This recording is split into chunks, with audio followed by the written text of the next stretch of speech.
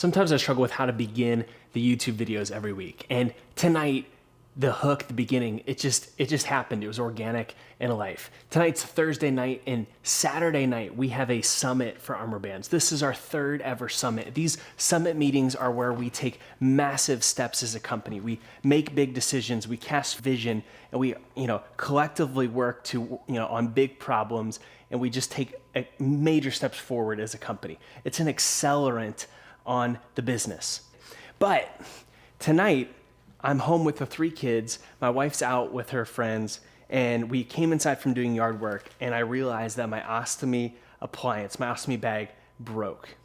And I'm sitting here trying to get them showers, trying to get to bed, trying to maintain a joyful house, right?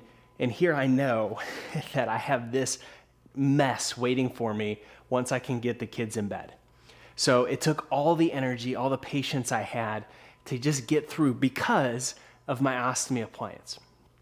And this is part of the reason that I've started Armor Bands, because ostomy warriors shouldn't have these accidents. They shouldn't have these leaks more than just on rare occasions. And what I've realized is that if you're not wearing an ostomy band, these leaks, these emergencies, these frustrating moments, they happen way more often. So wearing the Armor Band is gonna help. I don't have my own band right now because I had to send it back for mass production. I'll get it back here soon. But anyway, what I'm getting at is walking around like this, I get it, people do it, no judgment, but you're gonna have less irritating moments, less leaks, less emergencies, and you're gonna be able to get back to the life that you don't wanna stop living. Get back to your kids, your job, working out, hiking, walking, whatever it is. You're gonna get back to doing the things that you love and worrying less about your ostomy. Let's go. One of the things that I see with ostomates is they stop living. After they have surgery, they no longer feel confident in their own skin and they stop living, right? Like I say, they live hidden lives, quieter lives than they used to. And so one of the goals with Armor Bands is I want ostomy warriors to take back their life and I want them to go live again. And one of the common questions that I get is, do you have to be an athlete for this band to make sense? Do I have to work out? Not at all. Not at all. Whatever living is for you, that's what I want you to get back to. Whether that's playing with your kids, whether that's just going to work and feeling focused, whether that's walking around the neighborhood at night with your friends, whatever living is, it doesn't have to be working out, right? Like, I'm at work all day. I'm in dress pants, dress shirt, and I'm a wealth manager, so I need to be focused at work. When I get home, I want to be present with my kids and with my wife, not thinking about my ostomy. And then I like to work out, lift weights, go run in my free time. So living for me is a plethora of things, just like I know living is many things to you. So you definitely don't have to be an athlete. You don't have to be working out all the time. This is a 24/7 band. I wear my band all the time. I sleep in it. The only time I take it off is when I take a shower. So I have many of these. I've washed one, I'm drying one, I'm wearing one, I have one extra, right? You want a multiple of these just like you have multiple pairs of underwear. But this is something I wear all the time and it helps me just be present. Helps me live again. Do the things that I love to do, and I hope that you find out the same thing. All right, so I'm working out right now, and as you can tell, I'm not wearing a band. So you're probably thinking, AC, you're just a hypocrite. Not at all. For 5 months now, we have been building prototypes to bring you the best band possible. We've gone through months and months of testing. We've gone through 4 different designs and 4 different prototypes, and I am pleased that we are taking prototype number 4, what I call Mach 4, to market. And so every time that they send me a prototype, I wear it, I give feedback, I have to send it back so that when they take it to production, they have all the right specs and everything, and then they can build it, and now we're gonna make it in bulk, right? So that we can sell it. So I'm gonna get them back. So hence, right, I'm not wearing my own Armor Band right now, but I can tell you what, I'm only 10 minutes into this workout and I don't like working out without it. When I'm wearing my armor band, I almost forget my ostomies there, right? It just securely is snug around my waist. Everything's in place. Everything's protected. I feel more confident, and I don't have to worry or be afraid that I'm gonna have, kind of a leak or an emergency. So I'm doing what I have to do right now. And I've been working hard so that me and you, we have a better future in front of us. But I can tell you what, if you're not wearing a belt or a band, you need to check this out. It's gonna be coming this summer. I think it's gonna change your life. All right, so here's the workout we're gonna do. We're gonna do as many rounds as possible for 30 minutes. So an AMRAP workout is either as many reps or as many rounds. We're gonna do rounds, and we're setting the clock for 30 minutes, and I'm just gonna do this over and over again as many times as I can. So 20 push-ups, 5 pull-ups.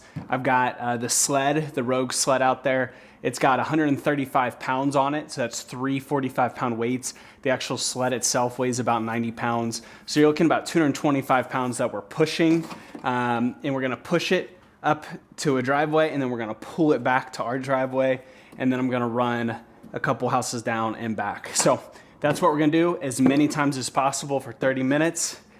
I love this, it's just something different. All right, we got one round done. On to the second.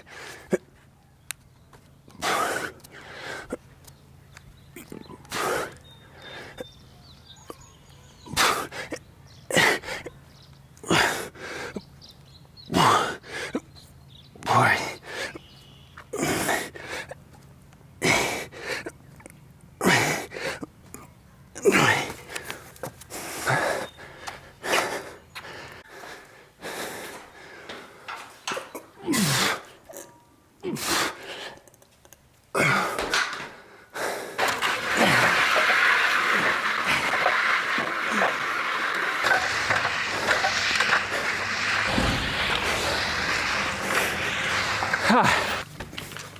We're about halfway done, 16 minutes left on the clock.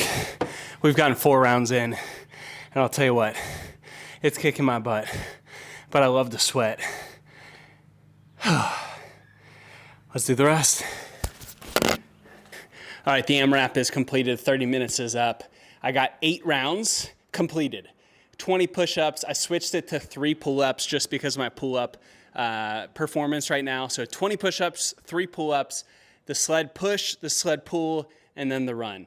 So I did that 8 times. Felt great. It was about 3-ish minutes per round with about, maybe 20 seconds of rest and getting some water. Also trying to record some content. Recording this content takes time. It interrupts things, but I'm starting to enjoy it more and more. I'm not great at it yet. We're getting there, but it's going good. I finished it off with about 8 to 10 minutes of sandbag walking lunges, right? Sandbag on your back, lunges, and then kettlebell carries. I'm not saying I'm training for high rocks because nobody really asks and nobody really cares, quite frankly, but it's in the back of my mind. I think the ultra marathon thing, that ship may have sailed with my knee feeling the way it is. Maybe one day, especially with 3 kids, young kids, that's a lot. But high rocks, I'm getting a little bit of an itch. Today is Saturday afternoon. It is a big day for Armor Bands. Today is our 3rd ever summit meeting, which is like a quarterly meeting where we tackle big problems, we cast vision, and we make decisions as a team. Now we get together every Tuesday morning for a weekly meeting, which is great, but that's more managing the business, taking smaller steps. In these meetings, we take big steps. And what makes this even more important is launch is right around the corner. We're still probably 3 months away from launch, which may seem like a long time for you, but as we're managing the business, we're gonna blink and it's gonna be here. So we need to make sure we have our go live plan ready, inventory, all these decisions need to be made. So let's take a peek at the big agenda items for today's meeting. All right, this is the agenda for today's meeting. The most important decision we have to make, and the decision I've been putting off, is how many bands are we gonna place for our first round of inventory? This is a major decision, not only logistically, but also financially for me and for the team, right? Like, it's a big deal for us to take money out of our pockets and to buy a bunch of bands. We have no idea how many will be bought, how quickly, right? One of our biggest fears is that people buy these quickly and then we run out of inventory, and then we have this experience where people are waiting and they're in limbo before they can order more. So it's managing how much upfront cost we have versus the experience for customers. So that's a big decision, and I want to make sure we get it as right as possible. So that'll be one of the decisions. Another one is marketing. I'm not the best marketer. It's everything from social media to ambassadors, influencers, to giveaways and promotions. So right now we're doing almost everything as a small team. The only person that we've paid outside of us is somebody to help build a website and to create a marketing deck. Other than that, everything has been done by ourselves. So we're going to talk about, hey, do we need to hire somebody else to help us with marketing? Are we going to continue to do it ourselves? How are we going to do these things? And what's the plan? And then we're going to go ahead and test the website. The website is live. It is currently password protected, so you can't see it. But we're going to test it, make sure everything looks good, feels good, and most importantly, that it works, right? We're going to test purchasing some bands, signing up for a subscription, all these things. Does it work? So lots on the table today. Inventory, fulfillment, website testing, and marketing. Those are some major blocks that we have to tackle. I feel really good about where we're at, and I'll feel even better tonight when we've tackled these big topics. So here we go. All right, the last thing I want to do before we start, before people walk in, and when I say people, it's me, my wife, my father-in-law, and my mother-in-law. The four of us. That's all, right?